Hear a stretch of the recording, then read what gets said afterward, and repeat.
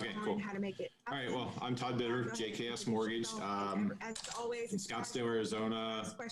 Just basically a one-man origination company. You know, I'm like a one-man shop, basically. It's me and a partner. He works out of his house and kind of does his own thing. I do my own thing. And we recently hired a guy that I was going to hire as an LOA because I desperately need help, but I just can't let go of the control.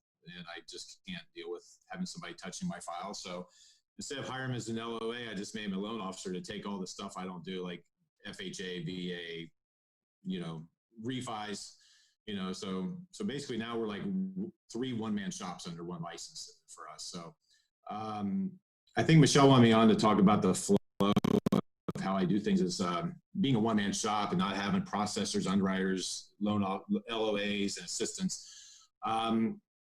You know, it creates an environment where you got to be very organized and you got a time block. And again, for those that are doing everything themselves, start to finish, I mean, you guys probably know, like, the biggest problem is starting something and getting distracted and having to go back to it and losing your place. So I'm real big on time blocking, meaning that during the day, like during the daytime hours right now, I answer calls, you know, I talk to underwriters, I talk to insurance companies, anything that has to be done during the 9 to 5 hours, as we call it, you know, I use that time for that.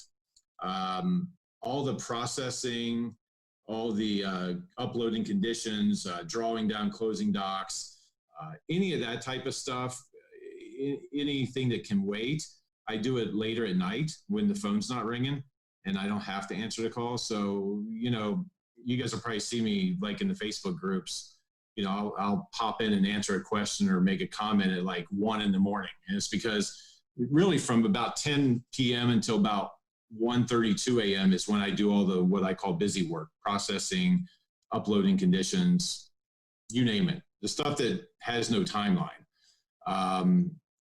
But from the contract to the closing, like I said, it's really important, I think, to find what works for you. Not everybody's a weird person that likes to work all night, you know? So some of you guys are like strange to me, and some of you guys like wake up at 5 in the morning where I'm going to bed an hour or so before that. So, you know, so use 5 a.m. to 9 a.m. as your nighttime hours, as I call it. You know, I mean, find that time period where you don't have to answer a call, where you don't have to be there for somebody, and get your, you know, you can get so much done. I can get more done from 10 p.m. until 1 a.m. than I can from 8 a.m. to 6 p.m. You know, I mean, just because of the interruptions that you have to deal with. I mean, you can't ignore phone calls from realtors and from customers. You got to take them. So, you know, time block out and just find what works for you. But the way I kind of do it is when I get a contract in from a realtor, the first thing I do when I get that contract in, I immediately contact the title company. And, you know, and the realtors, I don't know about you guys, but my realtors, when I get a contract, it's an email in. I'm assuming it is for everybody. So I get this email from the realtor or their TC and says, hey, you know, we're opening escrow on 123 Main Street for Mr. and Mrs. Smith, you know, and usually there's the realtor, the listing agent, myself, and maybe the TCs or something on that email. Sometimes the title company's on there too. You know, I immediately take that email, I respond to everybody and make sure that I tag the title company in there if they're not already in there. And that's where I ask for the title company to send me their, what I call their TRID formatted fees. So that way, you know, everybody sees I requested it, and everybody else see if they're responding in a timely manner. So it kind of puts the pressure on the title company to get me their fees pretty quickly. You know, so as soon as I get their fees, I get everything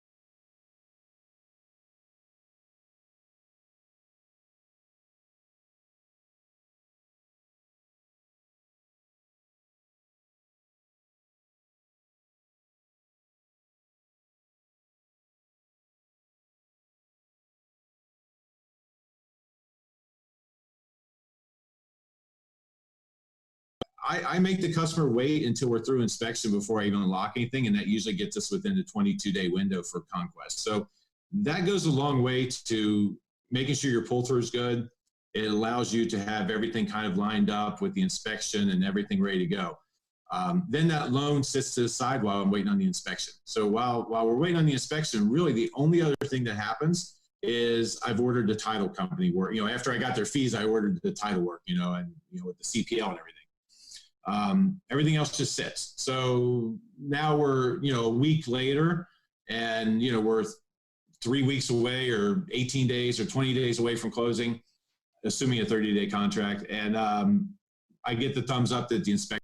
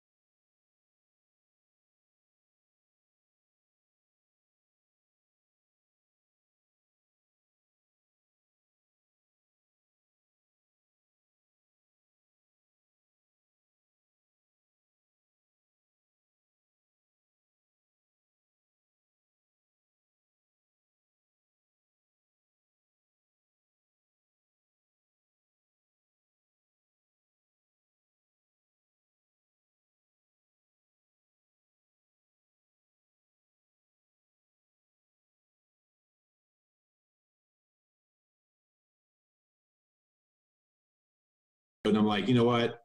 I don't need this, ass. My business partner's been using them ever so slightly, and he's having issues with it too. So I don't know. I like Cardinal. I mean, I do. They're they're some good people, but yeah, I see somebody down there. No, okay. Well, but anyway, most of what I'm talking about is UWM. So once we through inspection, now I've got it into underwriting. A couple days later, we get our underwriting findings, our conditions back. And then I do, like I said, I'll send that email out at night to the customer. I do all that busy work at night. So, or again, for you guys, maybe early in the morning. But the last thing I do is I never want to get involved in trying to type out an email to a customer what I need, or trying to do any of that type of stuff at 11 o'clock a.m. And then I'm starting it, and then I got to stop it. And then I take a phone call, and then I'm on something else, and then I'm on something else. Next thing I know, that's how things get missed. So I'm a big believer in you got to block out that time to do your busy work, which the busy work to me is the processing part of it. Now, some people might say, well, I'll block out, 2 p.m. to 4 p.m., but I don't know how you block out a time where you can't take phone calls, especially if you're real estate driven. I mean, your realtors don't care about your time blocking. They want the phone call answered when it's answered, I mean, so again, I can't imagine anybody on this call is working 9 to 5 and nothing more. I mean, if you are, hallelujah to you. Good for you. Maybe you shouldn't be because you're cutting yourself short, but I think we're all working extra hours. So find that time block time. I mean, that is the only way I can keep my sanity is finding compartmentalize the process. Basically I'm wearing 2 hats during the day. I mean, the first half of the day I'm a loan officer, the second half of the day I'm a processor. And believe it or not, if I had my choice, I'd rather be a processor than a loan officer. I know that sounds bad, but I enjoy the processing part of it. If I could, if I could make the money I make as a processor, I'd probably go be a processor somewhere, but that ain't gonna happen. I'd have to change my lifestyle a whole lot. But yeah, I would say that's the way to do it is, you got to be 2 people in one. You got to find a way to to block out those times. Now, a lot of you are using processors, but that still doesn't mean that you're not having to find time to do that busy work, because a processor doesn't do everything for you. But yeah, it's just as simple as that. As far as the other part of it is, and again, I'm on my laptop, so I can't show you, but my screen is basically every single file. Once it goes into contract, every single file is a little folder. You know, I use Microsoft. I use a Windows-based computer for work. And every single file, once it hits a contract or once it's a refi that's in process, it becomes a folder on my desk. And it's named, it'll be like, you know, Gonzalez. And then underneath that, it'll say 6/20/20, meaning that that's the date that it's closing. So all day long, I see my whole screen filled with little folders with all the customers' names and the closing date underneath of it. And if you have to shorten the customer's name to make sure that the date shows that you're staring at it all day, because if you put a big long name in there, you're not going to see the date. So I always make sure that no matter what, whatever it is, the date shows. So that way, all day long, I'm staring at those dates, and then I rearrange those folders on my desktop. So the earliest closing date one is the first one you see. Like, and I move them around like a checkers or something, so that I am always looking at the next one closing, so that my brain is thinking, Mr. Gonzalez, you know, Mr. Gonzalez, it's the next one up, you know, it's the next one in line. And then I just go, I'm so old school, low tech, it's not even funny. I keep a stack on my desk of papers all day long. And this will have, you know, today's to-do list, you know, and, you know, it'll have like Gonzalez, need HOA demand, need HOI, you know. But I just, and this is the stack, you know, as I clear things, this is today's paper, you know, the one underneath it was this morning's or yesterday's. And then it's so low tech. But there is probably, I don't know, the last 3 or 4 weeks worth, right? And I'm not going to hold it up, but there's another stack over here that's got to be at least 600 pages. It's a stack about that big over a ream of paper. And that probably is all my notes for the last 2, 3 months, 4 months maybe. Because sometimes I'll get customers that will pre-qual with me and literally fall off the face of the earth and decide they're not shopping anymore. And then all of a sudden they come back alive. And you know, of course, then they want to talk to you like you're supposed to remember them like it was yesterday. And I'm like, I can't even remember what I had for breakfast this morning. Well, yeah, I can't, because I eat the same thing for breakfast. But you know what I'm saying? I can't remember half of what I did yesterday. So I keep meticulous notes on every single customer. I keep that stack of paper there, which looks like crap. My wife always yells at me because, you know, she says my office looks like hell. And you see the office when you walk in our house. But it's just, it's low tech. I mean, I don't have anything fancy. It's just old school. I've been doing this way too long. You know, I mean, I'm in my 26th year. So back then we did paper for everything. We faxed things, and it was just the way it was. So, but other than that, I mean, that's my flow. And then once, you know, of course, once I get the CTC, you know, I reach out to everybody, congratulate them. And then I immediately go into drawing up the UClose. I'm talking UWM again. I do the UClose from every single title company. I do not let the title companies touch UWM's website. And the ones that try to, unless it's one of my regular title companies that I fully trust to touch it, I just tell them. I don't even invite them in. Like I do not let them see the UWM stuff. I don't have an email go out to them. I don't have to do anything, because I find that the title companies can clog up this UClose system. They don't fully understand it. They get things wrong. They create more hassle. And quite frankly, the title companies hate UClose. They hate UWM's system. And they think that you're a big hero if you do it all for them. And that's how I've developed all these relationships over the years with title companies, because they think I'm the greatest thing in the world.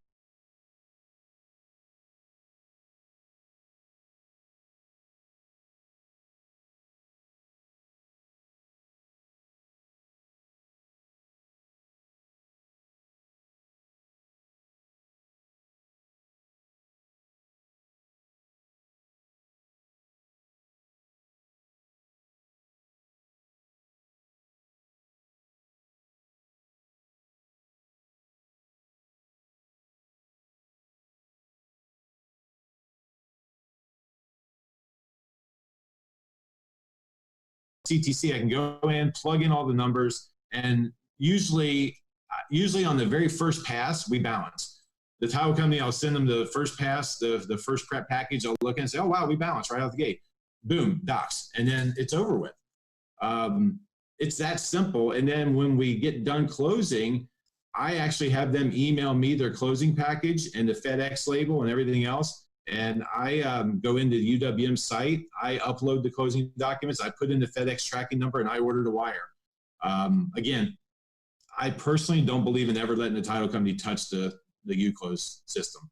It just keeps it running smoothly, and you'll find that it makes them happy too. I know a lot of people say, well, that's time consuming. Well, it is, but if I can do it on my 30 plus loans a month with no assistant, everybody else can do it too. I mean, really. And you'll make friends with title companies for doing it. You really will.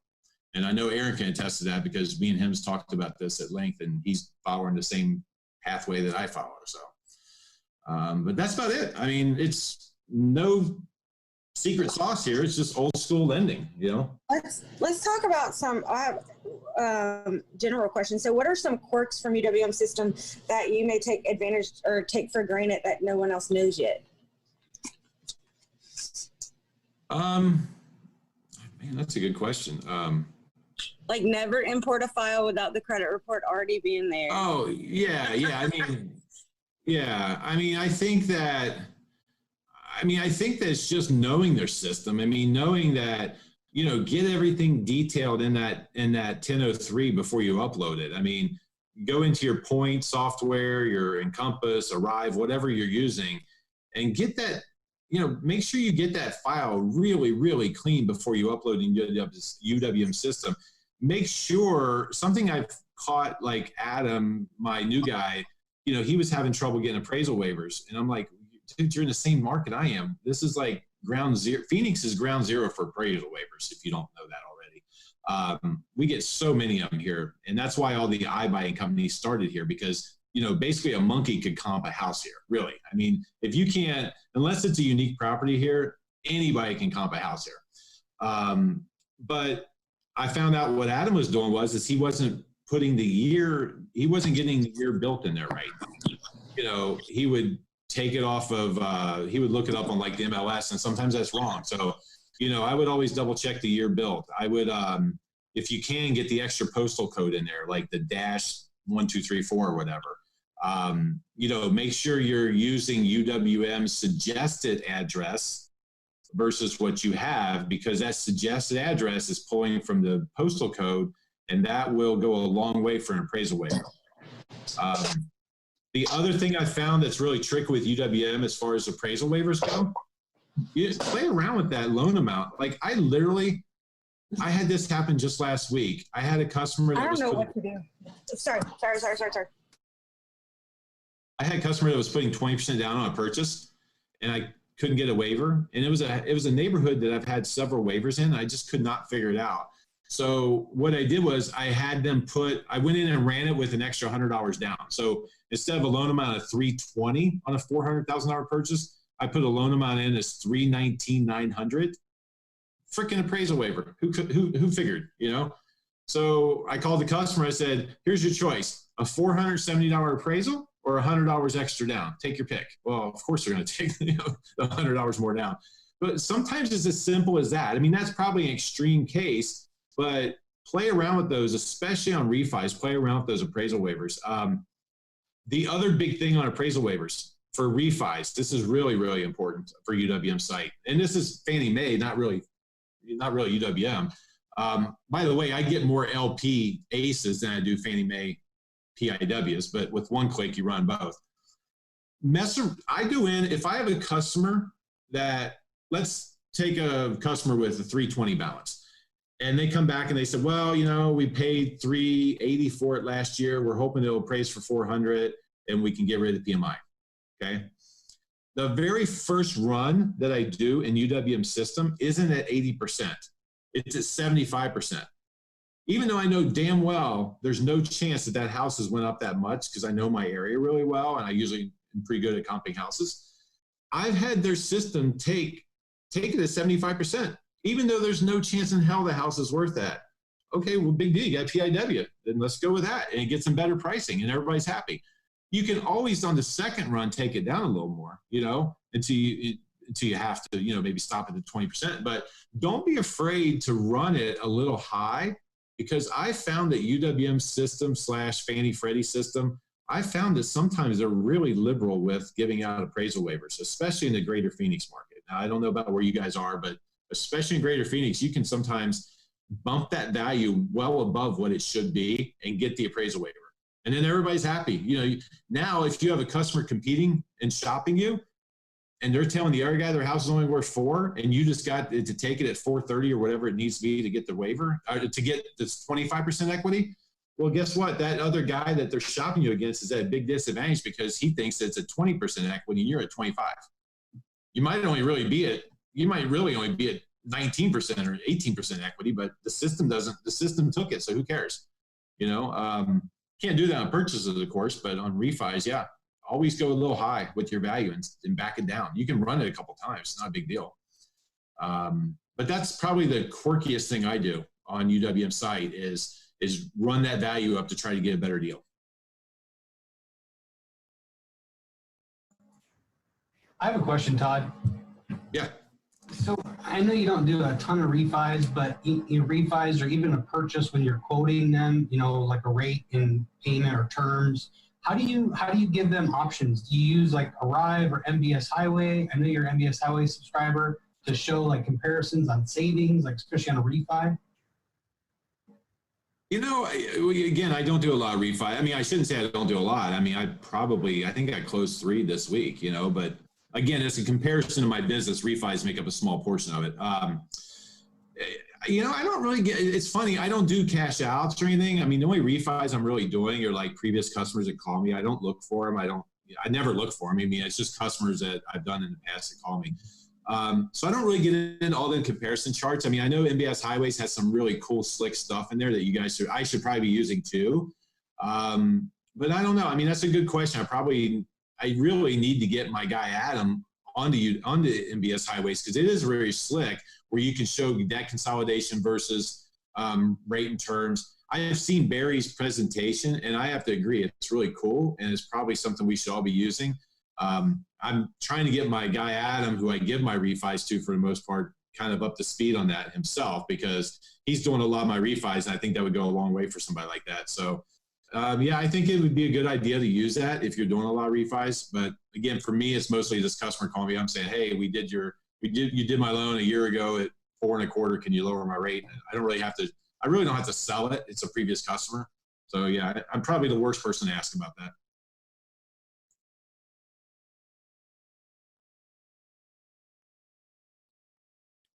Anybody, anything else?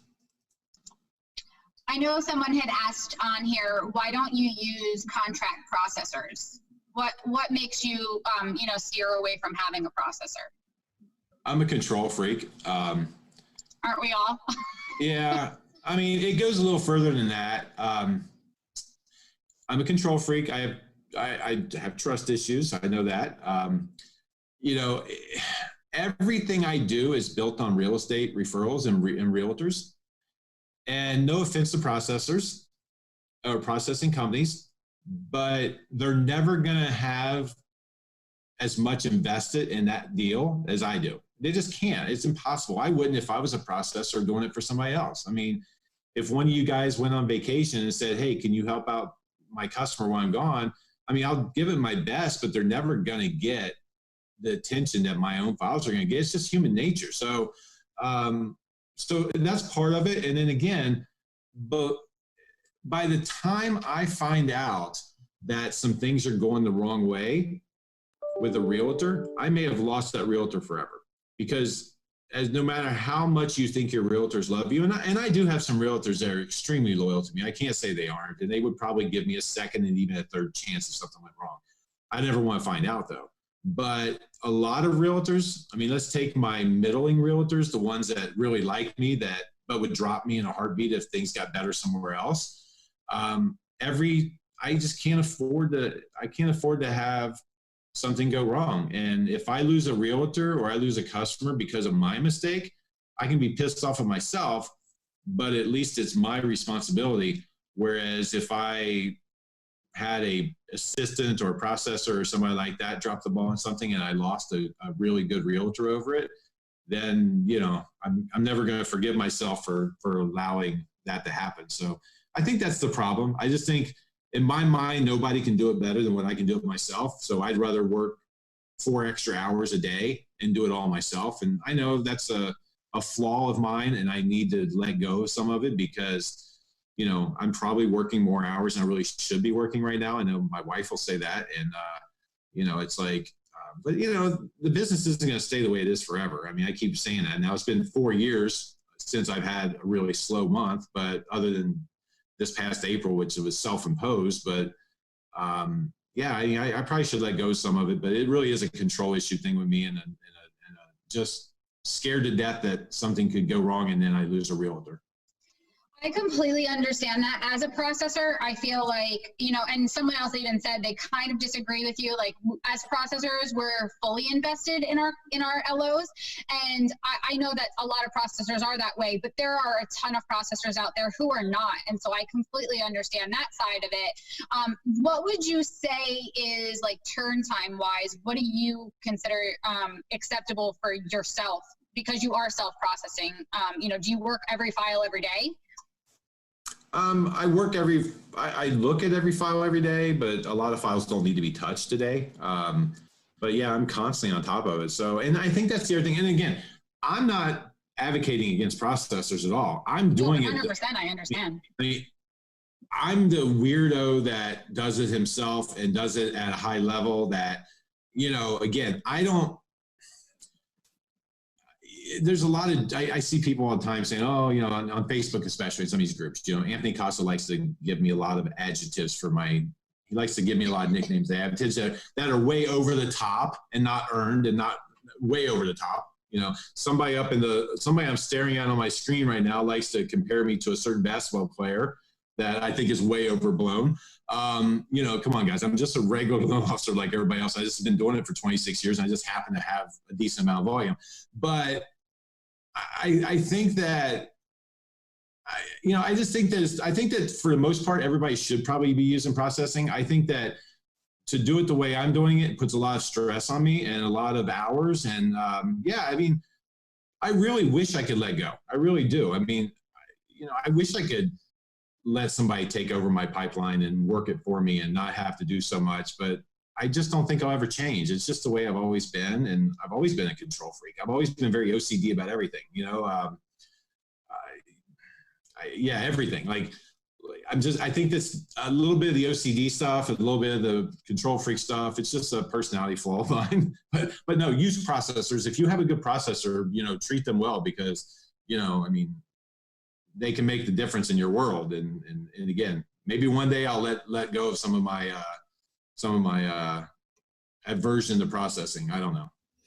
I think a lot of us as loan officers look at how can we scale, how can we manage our days, activities without having a processor, especially because there's not very many of us that have a clientele that's like your database that has 740 FICOs, 80% LTVs, Silicon Valley, or, you know, people who are high-tech people. That's not what the majority of people's clientele is. And, you know, we would like that to be where we're able to work easier rather than having to struggle and fight. But the reality is that's not what most of our clients are. So yeah. I really agree with what you're saying is you've modeled your business after UWM and how they operate, because they're looking for a bucket of people, a bucket of loans. You have a bucket of clients, and that's what, you know, that's what I would like to do. I'd like to develop that in the meantime in order to be able to do more than 10 or 15 loans where you're processing on different platforms. You need help. Yeah, and that's a great point. Of all the crazy nicknames like Anthony Costa's given me, I think the one that everybody should pay attention to is when he says I'm a unicorn, because it is. It's, and I don't mean that as a bragging thing. I mean that as my business model is very unique. You know, everything I do is like high scores, clean credit. You know, for 2019, my average credit score was 767. My average LTV was 78 point something. You know, it's the plain vanilla stuff. That's how I'm able to self-process a lot of this stuff. If I was doing a lot of the regular stuff that most of you guys are dealing with, there's no way I could self-process and do the volume I do. So that's a big factor. Okay, keep that in mind. You know, and that's true. I mean, if you're going to do all that other stuff, which almost everybody does, you're going to need a processor. I mean, there's no way I could chase down all this FHA and all this other stuff that you guys have to go through on a daily basis without a processor by my side or helping me. So definitely, you know, keep that in mind when you guys hear me say I don't use a processor. And in my business model, I mean, it just happens that it aligns with UWM. I didn't set out for that. I mean, it used to align with NYCB and AmTrust back in the day. I didn't set out to do what I do. It's funny, prior to 2008, I was a subprime guy. Like 20% of my business was clean conventional. Prior to 2008, I was probably 75, 80% subprime. And I did the dirtiest, nastiest, some of the stuff that I would have nightmares about nowadays, you know, 125% seconds back in the 90s and early 2000s, you know, stated income, stated assets, you know, people on Social Security coming in saying that they make 10 grand a month, you know, buying a $500,000 house. We used to do all that dirty, filthy, disgusting stuff that should have been outlawed years and years and years ago. And it's almost like 2008 was kind of my come to Jesus moment where, you know, I look back at pre-2008 and it's kind of like the jailhouse, you know, Christian now that, you know, Lord, look at my sins from the past. You know, I look at those pre-2008 subprime loans and I think, why was I doing that business? But it was easy money, and that's the way I was brought up. I was brought up in that system. But it just happens that in 2008, I didn't have anything else to sell. I mean, you know, I woke up one morning, you know, it happened over time, but it seemed like one morning. I woke up and all of a sudden there's nothing left but conventional business. I mean, there was nothing. And I was, as a small broker, I didn't even have FHA or VA because back in those days, you had to have that Eagle sponsorship thing. I don't know if you guys remember that, but I think it was not until like 2010 or somewhere around there that a small broker could even do FHA. You know, you just, I mean, I literally for a couple of years, I had nothing but 20% down, high credit score, clean conventional purchases. I had no refis because in Arizona, we were one of the sand states that got just crushed on values. I mean, we literally had people that bought homes in 2007 for $350, and in 2009, they were worth $150. I mean, over 50% reduction in values. So all the only thing I had was purchases, and the only thing I had to sell was conventional loans. So I basically had to refocus my attention and go out there and put on my sales hat and just work the pavement like a madman and meet realtors. And, you know, the beauty of it is at that time, a lot of loan officers were leaving the business because they just were devastated. I mean, in 2018, my tax return for 2018 was $32,000. I made $32,000 for all of 2008. 2008. Not 18. That was like a bad week. No, in 2008, I made 32 grand. I mean, I had to refocus. I mean, it was like I was at crossroads. I either found a new job, and I actually thought about for a minute. I had a friend that was in medical device sales, and I actually thought about it for a minute, and I thought, I got way too many years in. I'm going to make this shit work, you know. And I gave myself a year to turn it around, and I did. And that's how I became the clean conventional guy, because that's all I had at the time. So, hey, Todd, tell us exactly what you did to get there. Yeah, so that's what I'm saying. I mean, I went out there and I just started meeting realtors everywhere I could. Like, I joined all these BNI and networking groups, which I absolutely hate. I can't stand those things. But you know what? There's realtors in those groups. And if you can get in one, I mean, usually they're closed off because there's already a loan officer in there, but get on the wait list. If you need realtors, go to these networking groups. You'll meet them. And I met realtors through networking groups. But the other thing I did is again, I basically sat down over a couple week period of time and just kept thinking, sitting in my office doing nothing, because I had no business hardly. And just thinking the business through that I knew, because I knew it well. I mean, I'd already been in it for over 10 years at that point. And I just thought, how am I going to do this? So I joined every networking group. I went everywhere where there might be a realtor. I would pop into open houses, and I wouldn't waste your time, because don't go in an open house wasting people's time. I just pop in. I usually would pop in at the very beginning or the very end when I knew there probably wouldn't be anybody there to customer-wise. And I just simply pop in and say, hey, I'm not here to waste your time. Here's one of my flyers and my business card. I can do loans quickly. I can do loans cheaply. Whatever your spiel is, you give them a 30-second spiel, hand them the stuff, and then get the hell out of their hair.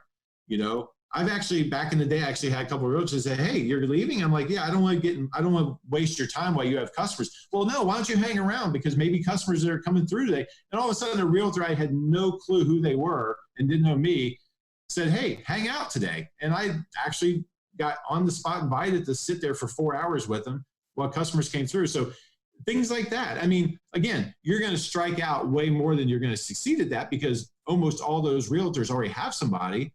But if you strike out 25 times, but on the 26th time you pick up a realtor relationship, that's all it takes, And over time, I added a realtor here, a realtor there, and it built and it built and it built. And then at some point, not far into that kind of come into Jesus moment, trying to restructure my career, I started thinking about the fact that the title agencies are friendly with these realtors. These realtors pick that title company because they trust them and they like working with them. So they know that escrow officer.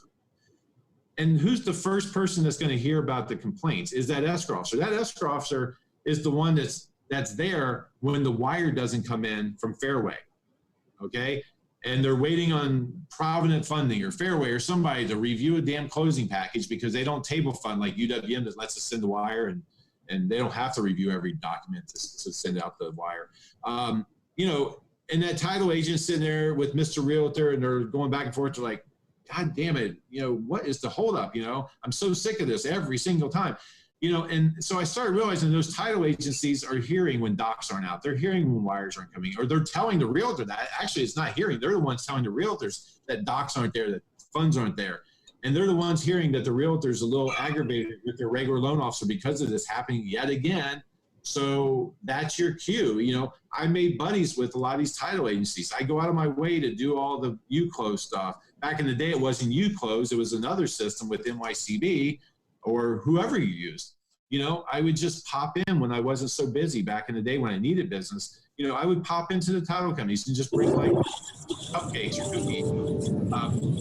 I'm a big proponent of, I don't know if you have them where you guys are at, but in Scottsdale, we have this shop called Sprinkles. It's gourmet cupcakes, right? And you'll never find somebody in a title agency or realtor's office that doesn't love Sprinkles cupcakes, because they're great cupcakes. They're very, very deadly because they're full of diabetes-inducing sugar, but they're awesome. I mean, everybody loves them. They're a little pricey, and people know that they're pricey. So when you give a big box of Sprinkles donuts, or not donuts, but cupcakes, it's almost like wearing a Gucci or Louis Vuitton purse. People know it's expensive, So I used to take in a couple dozen Sprinkles cupcakes, these title offices, or, and they just remember you, and it's just building that rapport. And all of a sudden, next thing you know, that title company's hearing that realtor bitch and complain, and they're like, have you talked to this guy named Todd? We never had problems with him, That's how I got in at Redfin. Redfin's my biggest client right now, and it has been for the last 3 years. The manager at Redfin was pissed off at Academy Mortgage, who they were sending a business to, because they weren't getting fundings in on time. They were sometimes missing fundings by a whole day because the wires are being held up.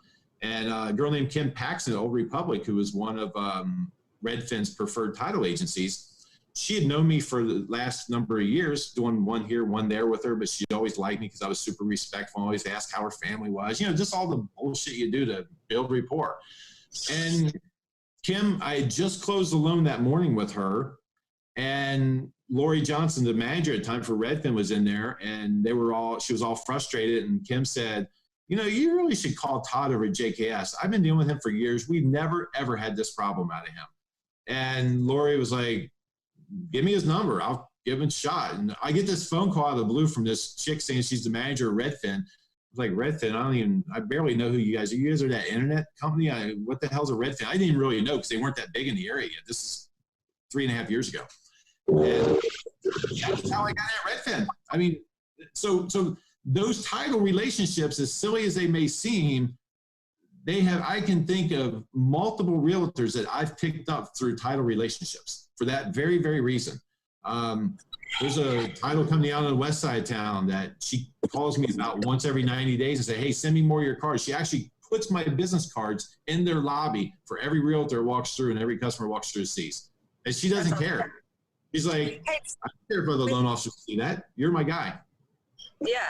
Hey, we have some questions. One is, do you use Processor Assist?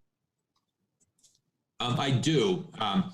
I only use them on refis for insurance and for payoffs. But I love them for payoffs. I'd rather them do it than the title company do it. So I use Processor Assist for refis, on purchase, on payoffs and insurance.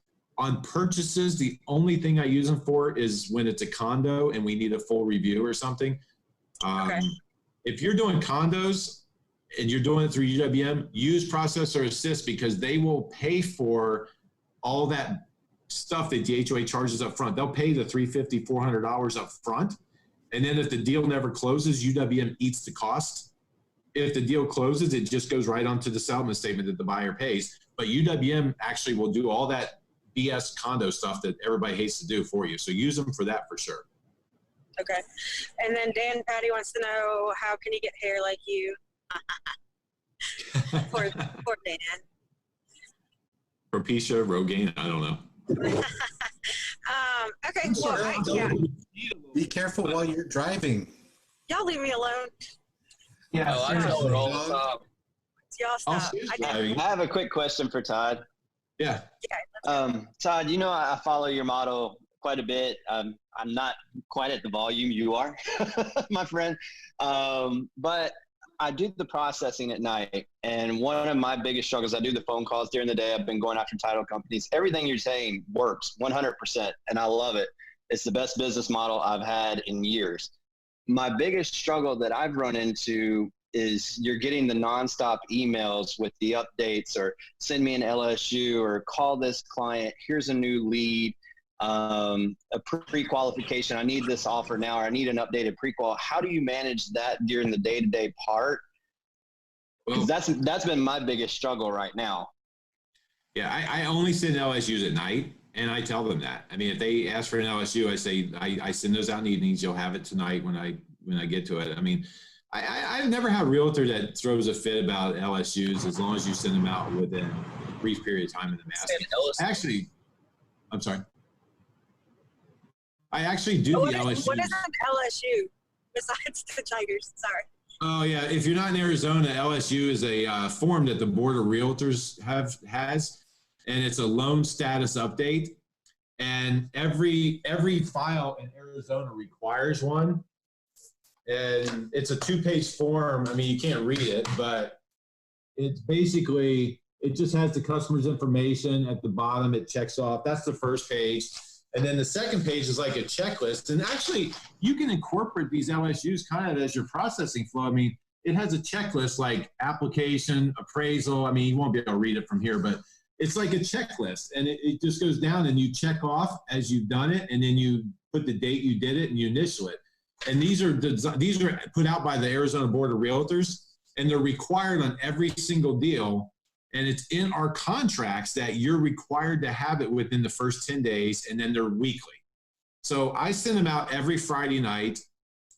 So that way they're in the inbox when they walk in on Monday mornings. And I just usually tell the realtors right up front, hey, I do my LSUs every Friday night. The realtors that don't know me, the ones that do know me know I do them. And that's how I do them. And the beauty of that for Arizona brokers is the out-of-state lenders struggle with it because they don't have a clue what the hell it is. Just like the rest of you on here probably like, how is that? It helps, you know. The other thing that we do in Arizona that I think every state should do is the pre-qualification form. It's another form that the Board of Realtors designed, and you can work for a company that has the slickest, coolest fanciest pre-approval form in the world, like the movements and the quickens and all that. And the listing agents will throw them in the trash and say, I need a PQF. And that's what we call them in Arizona, PQFs. These out-of-state lenders are like, what the hell is that? You know, we've given you our $1 million fancy slick designed web-based, you know, pre-approval letter. Why? What do you mean? We don't care. We want a PQF. You know, you can't get 99 out of 100 listing agents will throw the pre-approval in the trash and say, we won't accept your offer without the AZ form. And if every state did that, you guys would stop a lot of these out-of-state lenders that come in, the better mortgages, these quickens and all these, because I can't tell you how often it's a Saturday night or Saturday late afternoon, and my realtor will call and say, hey, my customer trying to make an offer. They have a pre-approval letter from their credit union, which they really want to use, but the listing agent will take the offer without a PQF. Can you talk to my client? And guess what? I've got that client now, because now they're frustrated. Their credit union doesn't know what it is. And I make it sound like, well, if they live in Arizona, they should know what it is. Are you sure you're working with somebody that's even experienced? You know, it's my way of just totally passive aggressively trashing the other loan officer at the credit union or at Quicken or Better Mortgage or USAA or whoever, you know, so it picks you up loans. So if you guys in other states, I would highly recommend, you know, talking to your board of realtors. They should get something like that. It keeps everything nice and uniform. But anyway, back to Aaron's question. You have to stop and do those pre-quals. I mean, when they come in, I mean, that's probably the biggest interruption to my day is a realtor calls me and says, hey, we're trying to make an offer and my client hasn't bothered to be pre-qualified yet.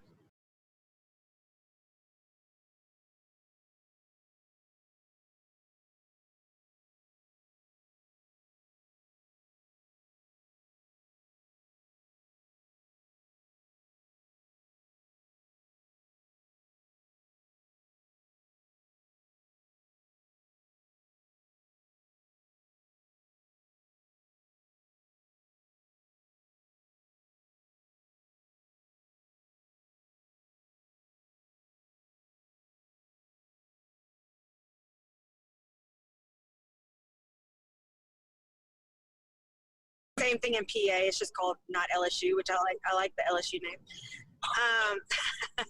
You know, because Baton Rouge. Do we have any more questions in the chat box? I want to make sure we've addressed everybody before. I had a quick question for Todd. What do you use? Somebody messaged me privately. Go ahead.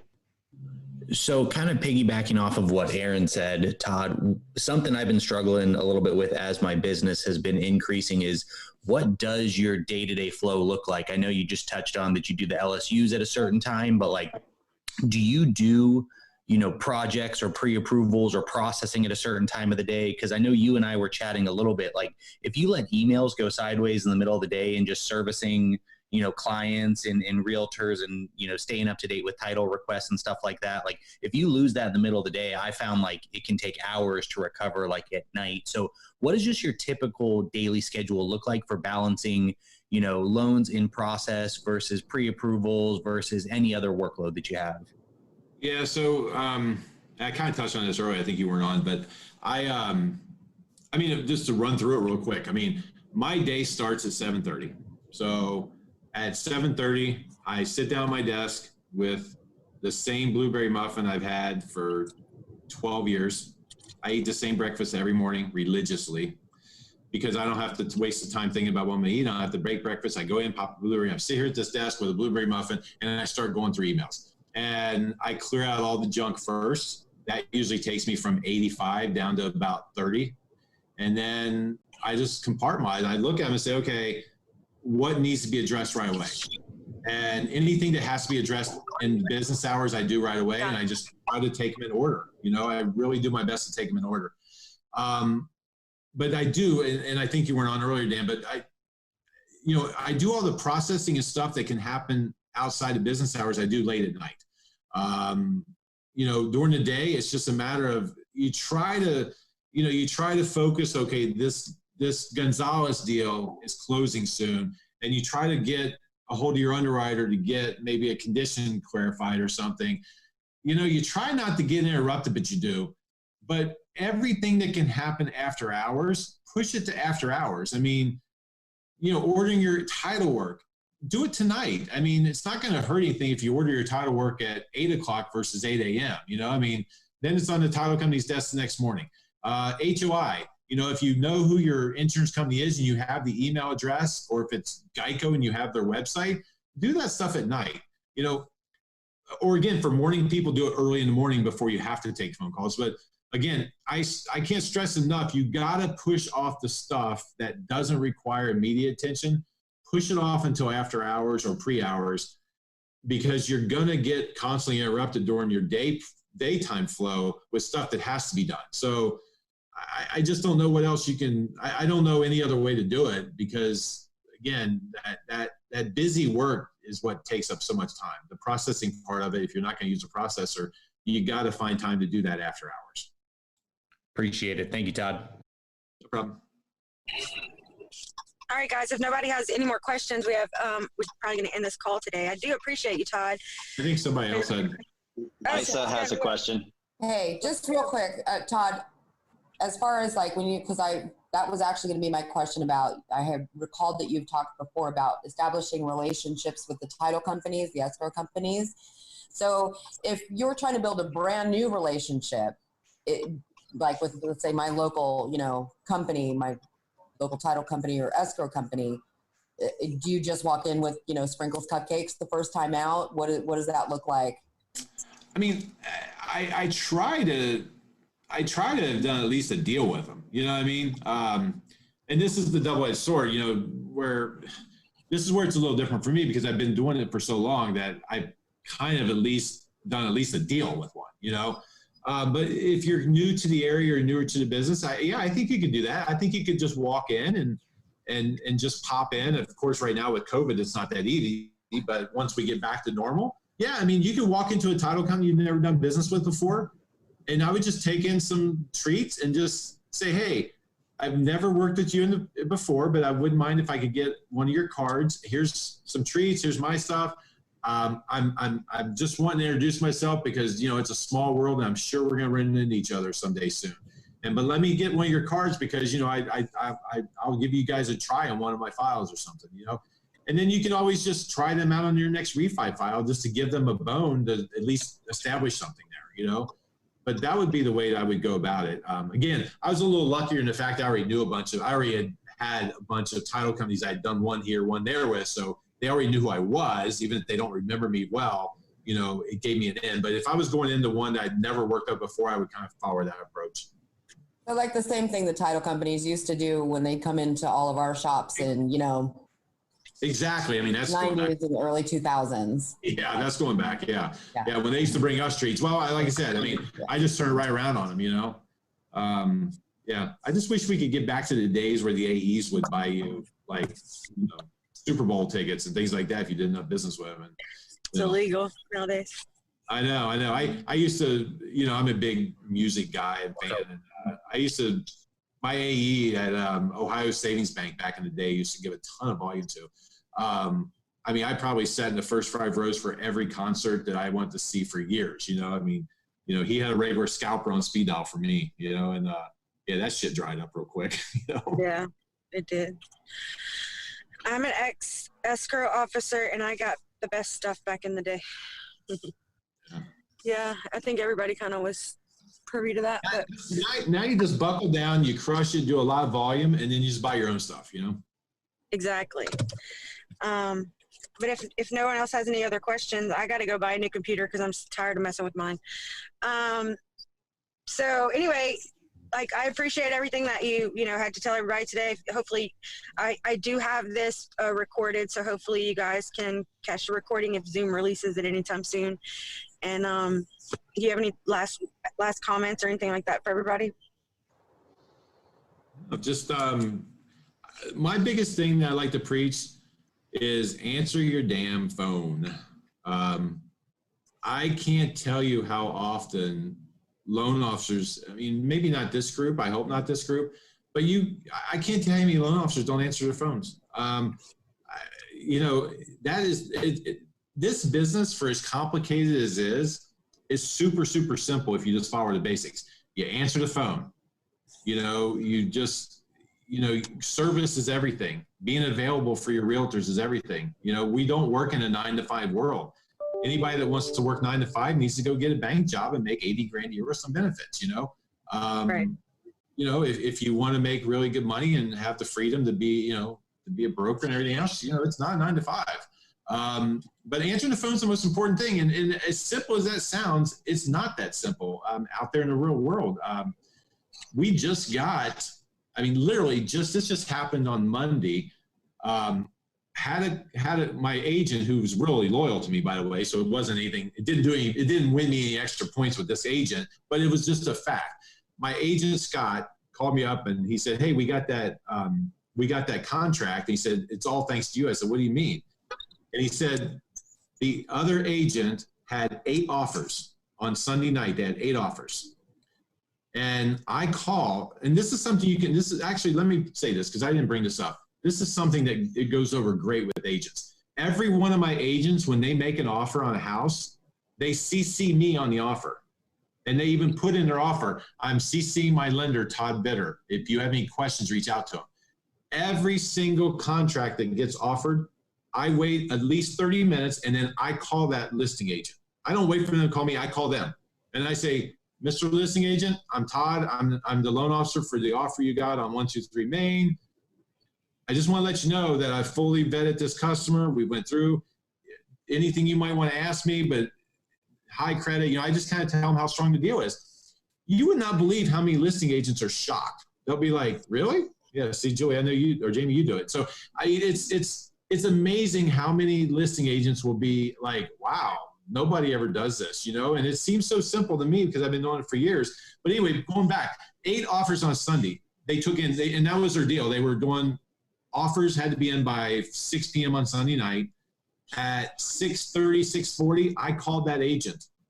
And she was like, oh, we're only taking offers by email. I'm like, no, I'm not the realtor. I'm the loan officer for this offer that you just received. And she's like, oh, okay. And I just kind of went over like how strong my offer was. By Monday morning, she accepted her offer because she called Scott, my realtor, and says, hey, Scott, I just want to let you know, I took your loan. My sellers and me accepted the offer of yours because we had three offers that were all the same. We had 3 full price offers, all of the same. The other 2 loan officers at this point still has not called me back. And this was at like 1 o'clock on Monday. And she goes, I tried to get a hold of the other loan officers this morning. And she goes, I just said to hell with it. We took your offer because your loan officer actually called me on Sunday night to tell me how good his borrower was. And she goes, you got a good loan officer there. It's nice to hear. It didn't help me because Scott's one of my most loyal realtors. But the fact of the matter is that offer got accepted because I took the time to call, and the other 2 guys didn't even bother to answer their phones on Monday morning. Well, it's good for your clients. It's take the agent or your client at 1 out of 7 other offers because you were proactive. So yeah. And I guarantee you those other 2 loan officers that she was trying to reach on those 3 competing offers, I guarantee you they were busy on Monday morning. I was busy as hell on Monday morning, but when you see a call come in, even if you don't, you at least got to listen to the voicemail and see if it's a realtor. If it's a realtor, you stop everything. If it's a customer that's just looking for a rate quote, okay, they can wait a couple hours maybe, But, right. For her to start making calls first thing Monday morning and by 1 o'clock couldn't get a hold of anybody, that's inexcusable. Absolutely inexcusable.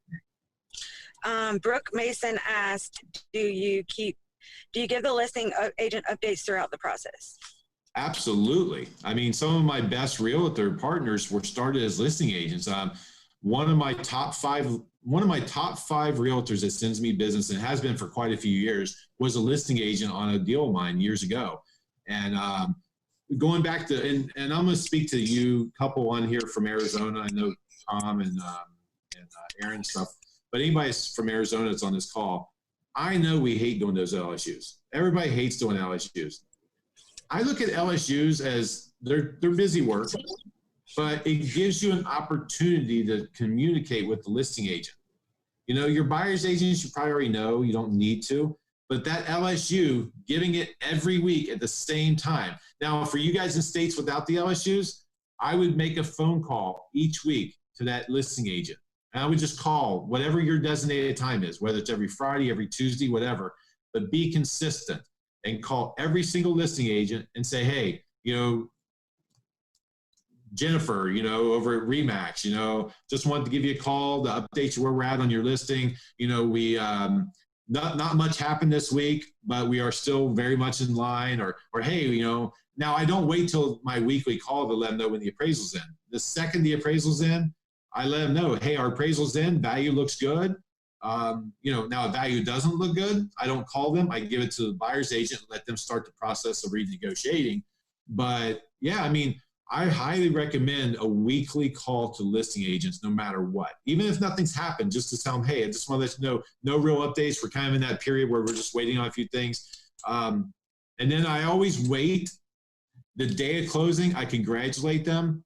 And then I usually wait a week. And if it's a listing agent I actually want to get business from, because I'm at the stage right now where I can be a little pickier, because there's a lot of agents I don't want to work with that are kind of newbies that are a pain in the ass. But if it's an agent I decide I want to try to go after, I wait a week after closing and I just call them up and say, actually I email them and then call them instantly. So the email hits about the same time my call does. And I just say, hey, I just sent you an email. I also just want to thank you again. That transaction we did last week, you know, it was a pleasure working with you. A lot of listing agents make my job harder. You make my job easier, even if it's a lie, you know, whatever, tell them what they want to hear. And then I just say, hey, I know you got other loan officers that you probably are tight with. Just, hey, keep me in mind. I'm the clean, conventional guy that's going to do it with no fees, you know, whatever my spiel is. And, hey, keep me in mind. You know, maybe someday you might want to use me, or maybe you want to, if your customer needs a couple choices, if you wouldn't mind, throw me in the hat, you know. And then I end it there. And then I usually don't bother them again for a couple months. I'll send a follow-up email maybe 2 months later. I never want to be that guy that's bugging them because they hate it. You know, some of the mortgage coaching programs out there have Marketing Monday, where they tell you to call 50 freaking realtors on Monday. Show me a realtor that likes that shit, and show me a realtor that actually will send you business from that.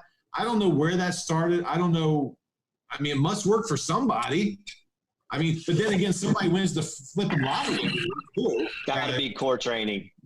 Is that core? Okay. Yeah. I mean, I don't know, maybe it works, but I know my realtors hate it. I mean, my realtors tell me they freaking hate Monday mornings because they get all them Marketing Monday calls, you know? Find a different way. Be unique. Don't be part of the herd, you know? Like you said, meet them through other avenues. Yeah. And let's face it, everywhere you go in life, I mean, right now the COVID's a little different. Everywhere you go in life, you're going to run into a realtor because they're everywhere. You know, they're like cockroaches, you know?